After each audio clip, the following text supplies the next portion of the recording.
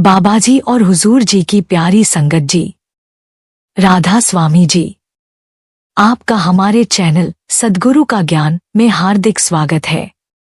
संगत जी, क्या आपने कभी सोचा है, जब हम ध्यान में बैठते हैं और हमारी सूरत यानी आत्मा की चेतना ऊपर चढ़ने लगती है, तब असल में होता क्या है?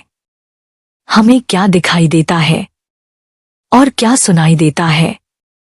क्या वो सिर्फ कल्पना होती है या कोई वास्तविक अनुभव?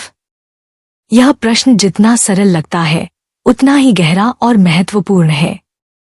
सूरत यानी आत्मा की चेतना जब ऊपर उठती है, तो यह केवल किसी कल्पना या मानसिक खेल की बात नहीं होती, यह हमारे अस्तित्व के केंद्र को छूने वाला अनुभव है। यह आत्मा की उस यात्रा का पड़ाव होता है, जिसमें वह अपने मूल स्रोत से जुड़ने की ओर अग्रसर होती है। आज हम एक बेहद महत्वपूर्ण और गूढ़ विषय पर मिलकर विचार करने जा रहे हैं, सूरत का चढ़ना और उससे जुड़े रूहानी अनुभव। इसलिए संगत जी, आपसे विनती है, अगर आप इस समय कोई अन्य कार्य कर रहे हैं, तो उसे थोड़ी देर के लिए रोक दें। तन्मनचित को समेटकर इस गहन सत्संग में पूरी श्रद्धा और ध्यान के साथ सम्मिलित हों। आज की चर्चा हर उस प्रेमी के लिए अनमोल है जो ध्यान में बैठते हुए किसी दिव्यता की खोज में है। साथ ही आपसे निवेदन है कि हमारे चैनल को अभी सब्सक्राइब कर लें, बेल नोटिफिकेशन को ऑन कर दें, ताकि ऐसे ही और भी रूहानी सत्संग आप तक पहुंचते रहें।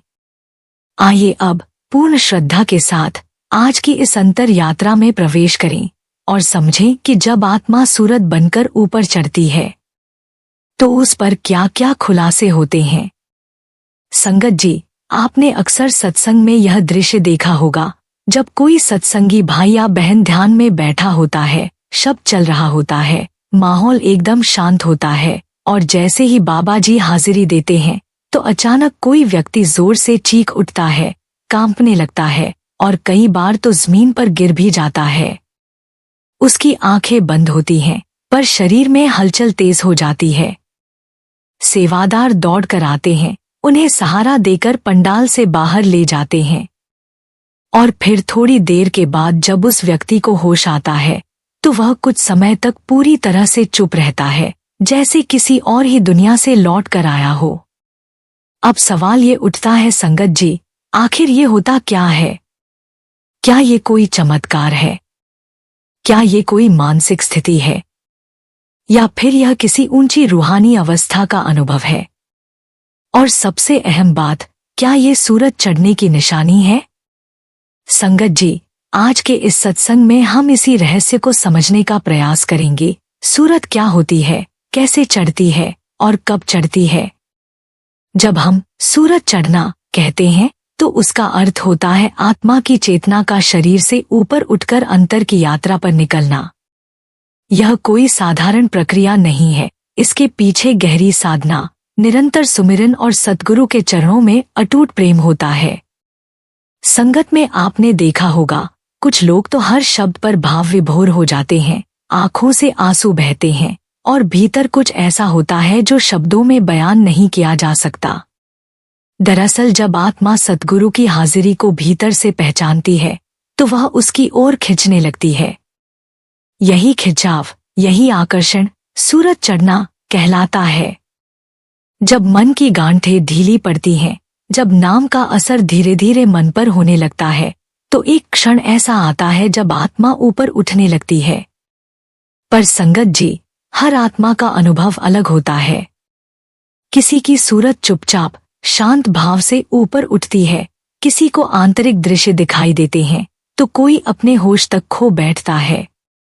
और ये कोई दिखावा नहीं होता, ये एक सच्ची रूहानी प्रतिक्रिया होती है, जो उस आत्मा पर उस समय की स्थिति के अनुसार घटती है। जब यह सूरत चढ़ती है, तो कई बार शरीर प्रतिक्रिया देने लगता है, और बाहरी रूप से ऐसा लगता है जैसे कोई बहुत भावुक हो गया हो, या जैसे किसी ने उसे छू लिया हो। असल में उसे छुआ भी जाता है, लेकिन बाहर से नहीं, भीतर से। संगत जी, जब सूरत चढ़ती है, तो यह आत्मा के जागरण का संकेत होता है। इसका तात्पर्य यह नहीं कि शरीर कोई छलांग लगाता है, बल्कि भीतर की चेतना एक ऊंचे स्तर पर चली जाती है। जैसे नदी समुद्र की ओर बहती है, वैसे ही आत्मा भी अपने स्रोत की ओर लौटने लगती है। इस अवस्था में साधक को बाहरी दुनिया से धीरे धीरे मोह कम लगने लगता है और उसे भीतर की शांति, आनंद और एक दिव्य स्पर्श का अनुभव होने लगता है। बाबाजी के वचन बड़े ही सहज और गूढ़ होते हैं। सिमर सिमर सुख पाया, इसका अर्थ है कि जब हम निरंतर नाम का जाप करते हैं तो वह नाम केवल शब्द नहीं रह जाता, वह एक शक्ति बन जाता है। उस शक्ति के माध्यम से हमारा मन स्थिर होता है और स्थिर मन ही आत्मा को ऊपर उठने की भूमि प्रदान करता है।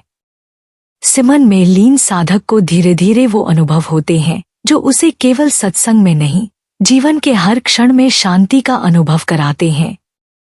जब कोई साधक सच्चे भाव से सिमरन करता है, सत्संग में बैठता है, सेवा करता है और गुरु पर समर्पित रहता है, तो धीरे धीरे वह उस अवस्था में पहुंचता है जिसे हरि दर्शन कहा गया है।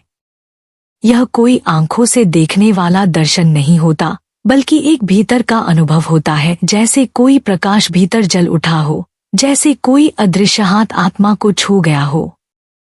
यह अनुभव इतना अलौकिक होता है कि शब्द वहां तक पहुंच ही नहीं सकते।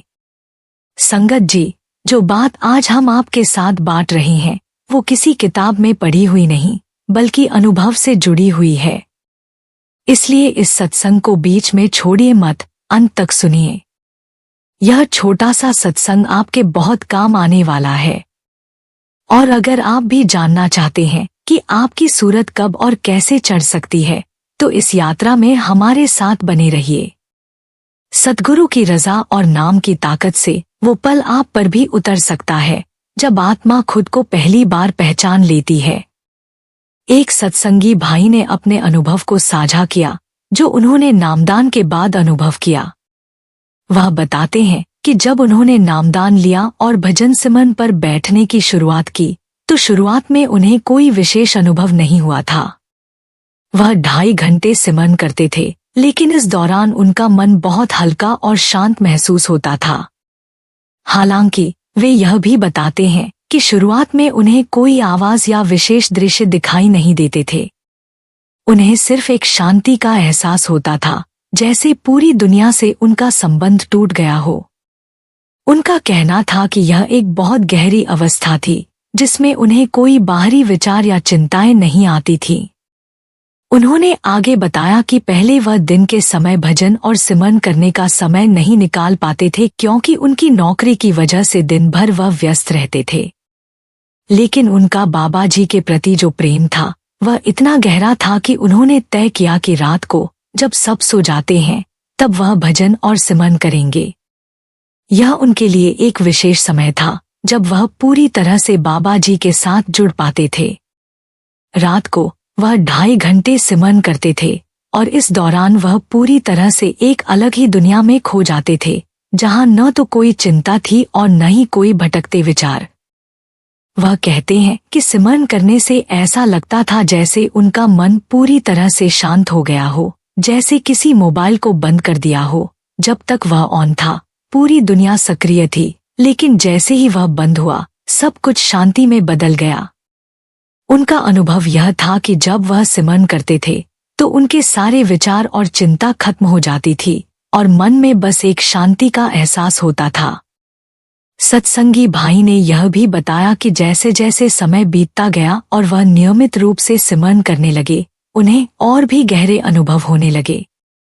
भजन करते समय उन्हें अद्भुत आवाजें सुनाई देने लगी और उन्हें अंदर से एक सुखद अनुभव होने लगा, जैसा कि वह सीधे बाबा जी की गोदी में बैठ गए हों। उनका यह मानना था कि यह सारी प्रक्रिया उनकी सूरत के चढ़ने का परिणाम थी। जैसे जैसे उनकी सूरत ऊपर चढ़ने लगी, वैसे वैसे वह अपने शरीर से बाहर जाकर अपने शरीर को देख सकते थे, जो कि एक बेहद अद्भुत और दिव्य अनुभव था। वह बताते हैं कि एक दिन जब वह भजन पर बैठे तो अचानक उन्होंने बहुत जोर से चीख मारी और गिर पड़े। उनके घरवाले, जो कि पहले से जानते थे कि वह इस तरह के अनुभवों का सामना करते हैं, तुरंत दौड़कर आए और उन्हें उठाकर बिस्तर पर लिटा दिया। 10 मिनट तक उन्हें होश नहीं आया और फिर 10 मिनट बाद होश आया। वह कहते हैं कि उस घटना के बाद उन्हें थोड़ा डर लगने लगा था। इससे उनका मन घबराया और उन्होंने फैसला किया कि वह भजन पर बैठने के बजाय सिर्फ सिमरन करेंगे, ताकि फिर से कोई अनहोनी न हो जाए। हालांकि वह यह भी कहते हैं कि जब उन्होंने भजन छोड़ दिया और सिर्फ सिमरन किया तो उनका बाबा जी के प्रति प्रेम कम होने लगा। वह कहते हैं, जब मैं सिमरन करता था तो वह प्रेम और लगाव कम हो रहा था। उन्होंने बताया कि जैसे ही उन्होंने फिर से भजन करना शुरू किया, उन्हें वही आनंद और दिव्य अनुभव महसूस होने लगे। अब उनकी सूरत फिर से चढ़ने लगी और वह वापस उसी दिव्य शांति का अनुभव करने लगे जो पहले कभी हुआ करता था। इस अनुभव से वह यह समझ पाए कि जब गुरु की कृपा होती है तो सब कुछ ठीक हो जाता है। चाहे मन में डर हो या शरीर में कोई समस्या हो, जब हम गुरु के आदेश पर चलते हैं तो वह हमें सही मार्ग पर ले जाते हैं। उनका यह अनुभव सत्यता और गुरु के प्रति विश्वास की एक मिसाल है, जो हमें यह सिखाता है कि भले ही रास्ते में कठिनाइयां आएं, लेकिन जब हम पूरी श्रद्धा और विश्वास के साथ आगे बढ़ते हैं तो गुरु की कृपा हमेशा हमारे साथ होती है। संगत जी, बाबा जी बार बार हमें समझाते हैं कि जब हमारी सुरत यानी आत्मा की चेतना ऊपर चढ़ती है तो उसका लक्ष्य होता है 10वां द्वार, जिसे आज्ञा चक्र भी कहा जाता है। यही वह स्थान है जहां महिलाएं बिंदी लगाती हैं। हमारे मस्तिष्क के मध्य भाग में स्थित यह केंद्र शिव नेत्र या तीसरी आंख कहलाता है। बाबा जी कहते हैं कि हमारा सारा ध्यान जो संसार में बिखरा हुआ है, हमारे कामों में, बच्चों में, परिवार में, संपत्ति, वाहन और दुनियावी मोह में, उसे समेटकर इसी आज्ञा चक्र पर केंद्रित करना है। यही साधना की दिशा है। परंतु जब हम सिमरन और भजन में बैठते हैं तो अक्सर हम यह अनुभव करते हैं कि शुरुआत में ध्यान ऊपर को उठने लगता है, पर फिर अचानक एक अंधकार आता है और हम गिर जाते हैं। इसके पीछे का कारण बाबा जी बहुत सुंदर ढंग से समझाते हैं। संगत जी, उदाहरण के तौर पर मान लीजिए एक पाइप है जिससे पानी बहना है। अगर पाइप सीधा और साफ है तो पानी बिना रुकावट के बहता रहेगा। लेकिन यदि पाइप में कहीं गांठ हो, टेढ़ापन हो या अंदर कोई रुकावट हो तो पानी का प्रवाह रुक जाएगा या मुड़ जाएगा। ठीक वैसे ही जब हम सिमरन करते हैं और हमारी सुरत ऊपर उठने लगती है तो हमारे कर्म वर्तमान या पिछले जन्मों के बीच में बाधा बनकर खड़े हो जाते हैं। यह कर्म हमारी चेतना को रोकते हैं, भटकाते हैं, और जब हम उस शांति, आनंद और प्रकाश में डूबने लगते हैं तो अचानक गिरावट आती है।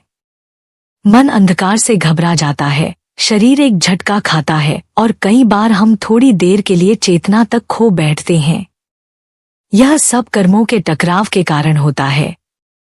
पर संगत जी, बाबा जी की एक ही शिक्षा है, घबराना नहीं है। ये सब साधना के मार्ग में सामान्य पड़ाव हैं। हमें मालिक पर, अपने सद्गुरु पर अटूट विश्वास रखना है। मौजूदा समय में हमारे बाबा जी, जो पूर्ण सद्गुरु हैं, उन्होंने हमारे जीवन को बदलने के लिए कितनी व्यवस्थाएं बदली। उन्होंने डेरा से वीआईपी कल्चर तक हटा दिया और कहा, मेरी सारी संगत एक समान है। जो पहले आएगा वही पहले बैठेगा। इतना प्रेम, इतनी सहजता, इतनी निकटता, क्या यह हमारे विश्वास को और भी दृढ़ नहीं करती? जब हम भजन पर बैठते हैं और गिरते हैं तो उसके पीछे अक्सर कोई कर्म होता है, कोई गलती, कोई लोभ, कोई लालच, कोई बुरा निर्णय। उदाहरण के लिए मान लीजिए कोई व्यक्ति अच्छा भजन कर रहा है, सिमरन में डूबा है, और उसी समय उसके जीवन में कोई ऐसा प्रस्ताव आता है जिसमें उसे धन दोगुना मिलता है, पर वह रास्ता गलत होता है, अनैतिक होता है। यदि वह उस प्रस्ताव को स्वीकार करता है तो यह एक भारी कर्म बन जाता है और उसकी सुरत ऊपर नहीं चढ़ पाएगी। चाहे वह कितनी भी कोशिश करे, ध्यान बीच में रुक जाएगा। कई बार हम कहते हैं, मैंने तो इस जन्म में कुछ बुरा किया ही नहीं, फिर भी ध्यान क्यों नहीं चढ़ता? संगत जी, वह पिछले जन्मों के कर्म होते हैं जो अब सामने आ रहे हैं। जब भी सुरत ऊपर चढ़ने लगती है, कोई न कोई ऐसा कर्म सामने आ जाता है जो मार्ग रोक देता है और हम गिर जाते हैं। इसलिए बाबा जी कहते हैं, सेवा, सिमरन और भजन, यही 3 उपाय हैं जो हमें इन कर्मों से मुक्त कर सकते हैं। यही मार्ग है, यही साधना है, यही समाधान है। संगत जी, आत्मिक यात्रा में सबसे बड़ा वरदान है सद्गुरु की कृपा। लेकिन ये कृपा कोई सहजता से नहीं बरसती। कृपा का अर्थ केवल यह नहीं कि कोई चमत्कार हो जाए, बल्कि इसका अर्थ है कि हमारी आत्मा को वह जागृति, वह पुकार और वह शक्ति मिल जाए जो उसे अपने सच्चे घर की ओर मोड़ दे। पर क्या यह कृपा यूं ही बरसती है? नहीं। इसके लिए पात्रता चाहिए। जैसे बारिश तभी फसल को जीवन देती है जब जमीन तैयार हो, बीज बोया गया हो और जमीन से कांटे झाड़ झंखाड़ हटाए गए हों। संगत जी, जब हम नाम का जाप करते हैं तो हम मन को एकाग्र कर रहे होते हैं। नाम की शक्ति हमारे भीतर से विकारों को धीरे धीरे साफ करती है। यह कोई रट नहीं होती, यह एक प्रेममयी पुकार होती है, आत्मा द्वारा मालिक को याद करने की प्रक्रिया। संगत जी, सेवा हमारी मैं को तोड़ती है। जब हम निस्वार्थ सेवा करते हैं तो हमारे भीतर एक नम्रता, करुणा और समर्पण की भावना जागती है। सेवा वो आईना है जिसमें हम अपने वास्तविक स्वरूप को देखने लगते हैं, क्योंकि वहां स्वार्थ नहीं होता। संगत जी, त्याग का अर्थ केवल वस्तुओं का त्याग नहीं, बल्कि अपने अहंकार, मोह, इच्छाओं और स्वार्थ का त्याग है। जैसे नदी को समुद्र से मिलने के लिए अपना रास्ता छोड़ना पड़ता है, वैसे ही आत्मा को अपने स्रोत से मिलने के लिए अपनी मैं को छोड़ना होता है। संगत जी, हमारा मन रोज न जाने कितनी इच्छाओं, प्रतिक्रियाओं और विचारों में उलझता है। आत्मनिरीक्षण हमें यह देखने की शक्ति देता है कि हम कहाँ भटक रहे हैं और कैसे भीतर की ओर लौटना है।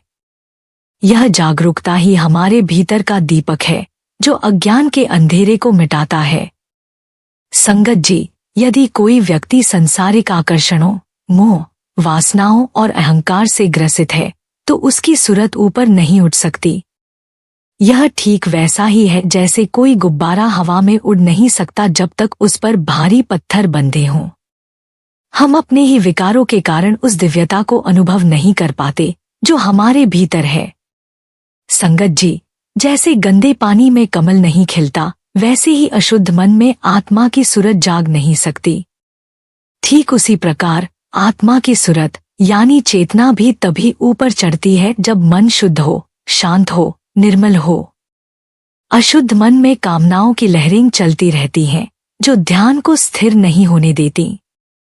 जैसे कोई शोरगुल वाले कमरे में संगीत नहीं सुन सकता, वैसे ही विकारों से भरे मन में शब्द धुन नहीं सुनाई देती।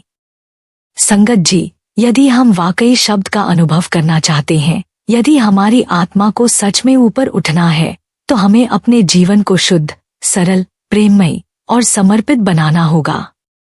सद्गुरु की कृपा हम पर तभी बरसेगी जब हम यह दिखाएंगे कि हम सचमुच उसके योग्य बनने का प्रयास कर रहे हैं।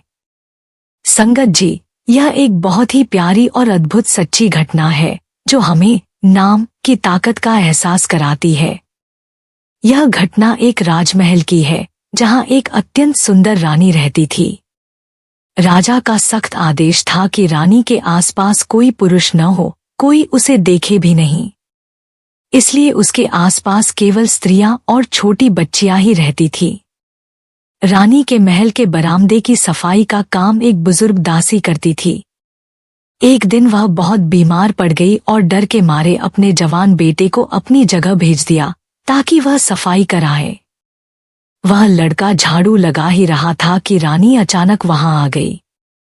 रानी ने जब उस युवक को देखा तो उसके सौंदर्य से मोहित हो गई और एक पाप भावना उसके भीतर जाग उठी। लेकिन वह तुरंत वापस अपने कमरे में चली गई। लड़का जब घर लौटा तो बेचैन और उदास रहने लगा। कुछ दिन बीत गए, वह न कुछ खाता न पीता। उसकी माँ ने कारण पूछा तो उसने कहा, माँ, मुझे उस रानी से विवाह करना है। माँ घबरा गई, डर गई कि अगर यह बात राजा तक पहुंच गई तो उसकी हत्या हो जाएगी। उसने बेटे को समझाने की बहुत कोशिश की, लेकिन वह अपनी जिद पर अड़ा रहा। माँ मजबूरी में रानी के पास पहुंची और सारी बात बता दी। रानी भी चौंक गई, मगर समझदारी से कहा, शादी तो नहीं हो सकती, लेकिन अगर यह युवक मेरी एक बात माने तो राजा स्वयं उसे मुझसे मिलने भेजेगा। रानी ने उपाय बताया, अपने बेटे को कहो कि वो साधु का वेश धारण करे, बिना कपड़ों के, बस गले में और हाथ में माला हो।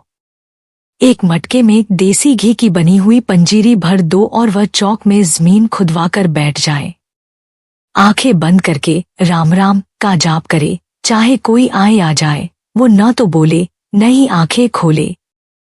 जब रात हो जाए और कोई आसपास न हो तब थोड़ी पंजीरी खा ले, मगर अपनी साधना से न हटे। संगत जी, रानी जानती थी कि नाम की ताकत क्या होती है।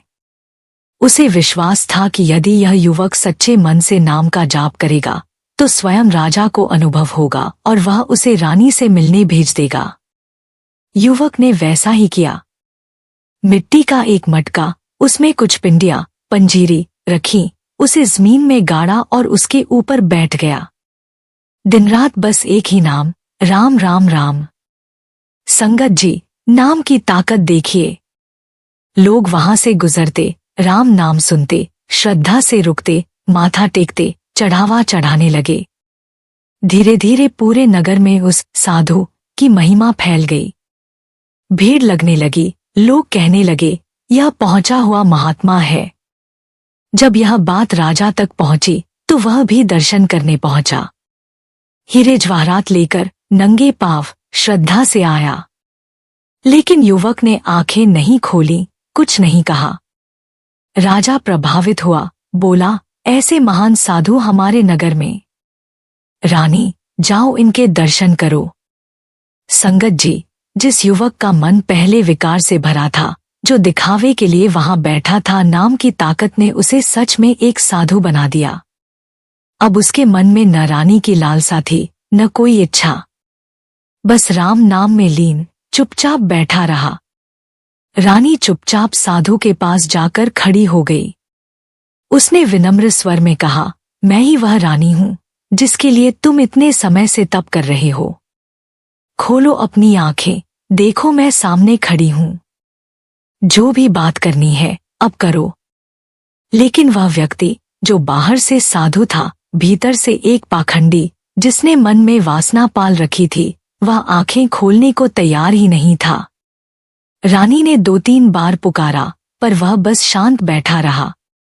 उसकी यह चुप्पी रानी को समझ आने लगी। उसने सख्त स्वर में कहा, अगर अब भी तुम आंखें नहीं खोलोगे तो मैं सबको सच बता दूंगी कि तुम्हारा इरादा क्या था। इतना सुनते ही वह उठ खड़ा हुआ, रानी के चरणों में गिर पड़ा और रोते हुए कहने लगा, माता, तू मेरी गुरु है। रानी चौंक गई। जो पुरुष कभी उससे मिलने की लालसा लिए बैठा था, अब उसी को माता कह रहा था। वह अवाक रह गई। उसने पूछा, तू तो मुझसे विवाह की बात करना चाहता था, फिर अब यह परिवर्तन कैसे? उसने कहा, मुझे नहीं पता यह बदलाव कैसे आया, पर इतना जानता हूं कि जब मैंने श्री राम का नाम लेना शुरू किया तब पहली बार मन को सच्चा आनंद मिला। यह आनंद उस वासना से कहीं ऊपर का है। इस नाम ने मुझे भीतर से जगा दिया। तू ही है जो मुझे इस मार्ग पर लाई, इसलिए तू ही मेरी गुरु माँ है। रानी मन ही मन मुस्कराई, उसका संकल्प पूरा हो गया। लेकिन साथ ही नाम ने युवक को शुद्ध कर दिया। नाम ने उसकी वासनाओं को भस्म कर दिया और उसे शांति की ओर मोड़ दिया। संगत जी, देखिए इस कहानी में नाम की क्या ताकत है। जो पाखंडी दिखावे के लिए बैठा था, वह भी नाम की शक्ति से बदल गया। बाबा महाराज सिंह जी कहा करते थे, नाम अगर कोई दिखावे से भी जपे तो भी वह एक दिन बदल ही जाता है, और जो सच्चाई से जपता है उसकी तो बात ही क्या। नाम का असर ऐसा है कि यह लोहे को सोना बना देता है और साधक को नामी बना देता है। संगत जी, जो निरंकार से जुड़ जाता है वह संसार की अपेक्षाओं से ऊपर उठ जाता है। संगत जी, नाम कोई साधारण चीज नहीं। यह हमें वहीं पहुंचा देता है जहां से हमारी आत्मा आई है, अपने मूल अपने प्रभु के चरणों में। इसलिए संगत जी, नाम की इस ताकत को पहचानिए। यह दिखावे के लिए नहीं, दिल से लिया जाए तो जीवन की दिशा ही बदल जाती है। फिर न दुनिया की चाल मायने रखती है, न संसार का डर। फिर तो वही होता है जो नामी चाहे। संगत जी, जैसे हम अपनी रोजमर्रा की जिम्मेदारियां नहीं छोड़ते, क्योंकि हमें पता है कि काम करेंगे तो ही घर चलेगा, पैसे आएंगे, जीवन का संचालन होगा, ठीक वैसे ही आत्मिक जीवन की भी एक जिम्मेदारी है, और वो है भजन सिमरन।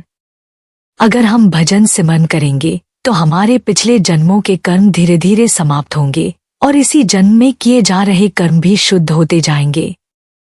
यही मार्ग है उस मालिक के दर्शन पाने का। उसी से कुछ सुनाई देगा, कुछ दिखाई देगा, जब हमारा अंतःकरण शुद्ध होगा। जब आत्मा अपने मार्ग पर चलना शुरू कर देती है और गुरु के प्रकाश में जीवन की दिशा बदलती है, तब वही जीवन उसकी सच्ची महिमा बन जाता है।